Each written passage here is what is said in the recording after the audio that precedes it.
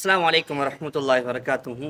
இன்றைக்கி நம்ம எந்த ஒரு ஹதீஸை பார்க்குறோன்னா, அருமையான இந்த ஹதீஸை பார்க்கும்போது என்ன தோணுச்சுன்னா, ரசூலுல்லாஹ் ஒரு ஹதீஸை சொல்கிறாங்க, வஅஃபு அம்மன் கலமக்க. அதாவது என்னென்னா, உனக்கு அநியாயம் செய்தவங்களை நீ மன்னித்து விடு என்பதாக ரசூலுல்லாஹி ஸல்லல்லாஹு அலைஹி வஸல்லம் சொல்லி காட்டுறாங்க.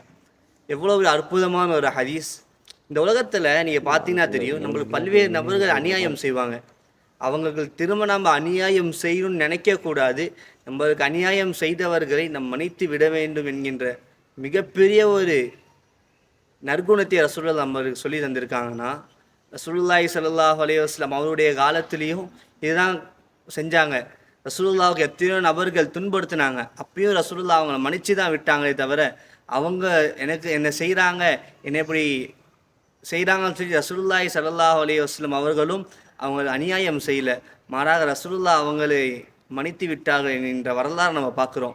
ஆக வரக்கூடிய காலத்தில் நம்மளுக்கு எத்தனையோ பேர் அநியாயம் செய்திருக்கலாம், அதெல்லாம் நம்மளுக்கு மேட்ரு இல்லை. அநியாயம் செய்த நபர்களை நாம் மன்னித்து விட வேண்டும். இந்த நற்பண்பு நம்மளிடம் வர வேண்டும். அஸ்ஸலாமு அலைக்கும் வரஹ்மத்துல்லாஹி வரகாத்துஹு.